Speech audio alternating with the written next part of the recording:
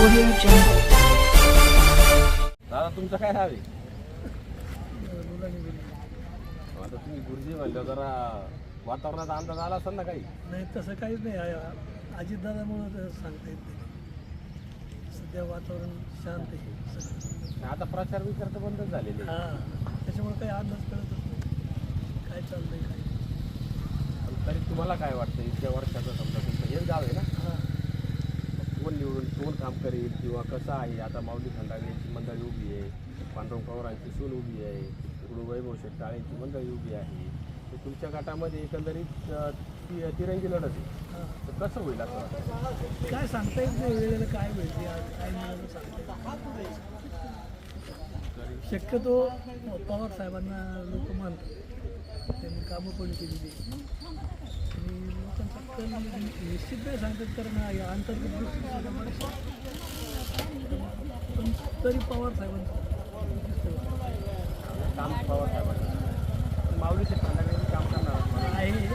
पण आमच्या स्थानिक भागामध्ये त्यांचंच काम आहे. त्यांनी पूर्वीपासून म्हणजे आमच्या गावामध्ये पांडुरंग पवारांनी. पण लोक त्यातही लोकांचं काय सांगता येतं. शेवटी आता लोकशाही आहे. करप्शन सुद्धा चालतं कधी कधी.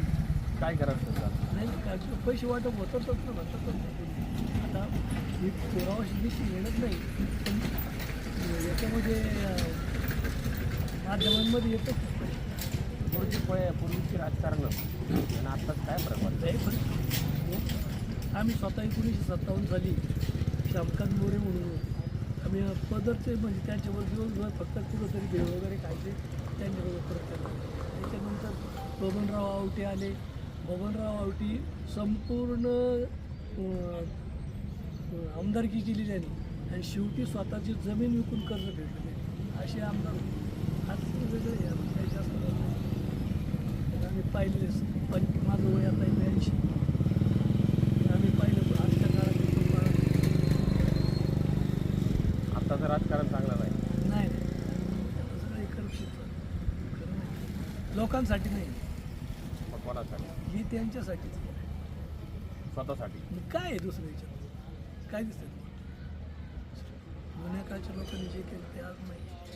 आज दिसतं फक्त विकास दिसतो पण लोकांची मानसिकता नाही दिसत तशी. पूर्वी असे इलेक्शन आल्याच्या नंतर लोक जशी धावायची हां. पळायची, अहो, त्यांच्या आता तसं नाही नाही वाटत. नाही. आता आपण पाहतो प्रचाराला रोजंदारी लोक आहेत हां. तर नाही पाहिजे. आहे ना, अर्थात मी पुराव्यासाठी म्हणत नाही पण ऐकून तरी रियालिटी आहे ती आहे. हां, त्याच्यापेक्षा जास्त तसं झालं पाहिजे. दादा काय नाव आहे तुमचं? मला नाही बोलते नाही का बरं? कोणत्या गावची तुम्ही? या गावचे म्हणजे गावामध्ये निवडणूक आहे का नाही? असं तर काय काय ते करता येईल गाव काय काय असेल ते करायचं ना मतदान पण. मतदान करावं लागेल. मग कोणाला करायचं हे नका सांगू पण मतदान करणार का नाही? हा मतदान करणार मतदान. कोणत्या पक्षाची आहे तुम्ही? आम्हाला पक्षच नाही. मग कोणता असा फिक्स पक्षच नाही. मग कोणाला पाहून मतदान करणार?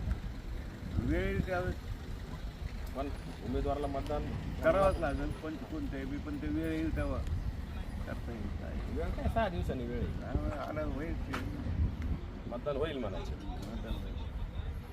एकंदरीत शिरोली गावामध्ये आपण फिरतोय. तिरंगी लढत आहे. लोक स्पष्ट काही बोलत नाही आहे परंतु मतदान होणार आहे आणि मतदान झाल्याच्या नंतर वयोवृद्ध माणसं आहेत, अनुभवाने बोलत आहेत, स्पष्ट बोलत नाही परंतु त्यांचा कल हा मतदान करण्याकडे आहे. समजेल कुणाला मतदान होईल, कोण विजय होईल ते. या शिरोली गावामध्ये बिर्याणी हाऊस आहे.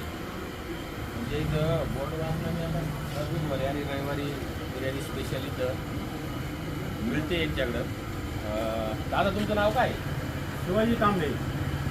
काय म्हणते निवडणूक चालू झाली का नाही इकडं अजून? निवडणुका चाललंय आता वातावरण जरा हे 2 दिवस गेले गडबडीचे. आता चाललंय हळूहळू.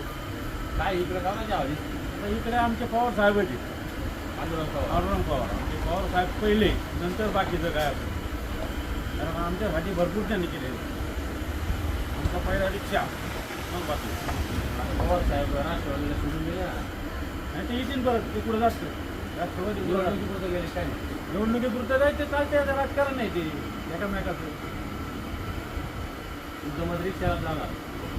आमचं मत चालत कसं काय बाकीचे गावाचा आढावा काय? आहे आता तसं आहे चांगलं आहे, त्यांचं काम चांगलं आहे आमच्या इकडं. गेले बरेच पंचवर्ष त्यांनी इथं जिल्हा परिषद वगैरे केलेली, भरपूर काम आमच्या गावाला गेलेले. त्याच्यामुळे आम्ही थांबते माग. काय माहिती का आमच्या भागामध्ये हा भाग म्हणजे आमची गावं ही राष्ट्रवादीची परंतु आमच्याकडं पवारसाहेबांची कारखाना माणसं अशी याच्यात विदामाला स्थिती. आता साहेबांनी अपक्ष बंबारले त्यांच्या संधी सोन्याचा लोकांची मनस्थिती का बुवा साहेबांचं बरेच काम केलेलं साहेबांनी चांगले इकडे कामं केली. आता पक्षनेते कल्पना तयार केली परंतु त्याला जे परिस्थिती अशी साहेबाई थांबायला पाहिजे होते. थांबायला पाहिजे होतं असं काहीच म्हणणे पवार साहेबांनी एवढी कामं केली म्हणून त्यांना द्यायला पाहिजे होते त्यांच्यासोबत. तिकीटच द्यायला पाहिजे होते. हां परिस्थिती आहे की साहेबांच्या बाजूने त्यांचे सांगून पाहिजे त्या भागामध्ये. आणि माऊली शेटला कसं काय? माऊली शेठच्या पक्षाचं जे असतं ते माऊली शेठचं काय झालं माऊली शेठ जागेवर थांबले नाही त्याच्यामुळे लोकांचं म्हणणं आहे तुम्ही कुठे याच्यासाठी तिकडे गेले पक्ष बदलला काही ना ते दिसत नाही. माऊली शेटचं काम चांगलं आहे. चांगले माणूस चांगला आहे भाव चांगला आहे. म्हणजे एकंदरीत तुमच्याकडं पवार साहेबांच्या कामामुळं जास्त आमच्याकडे कामच तेवढे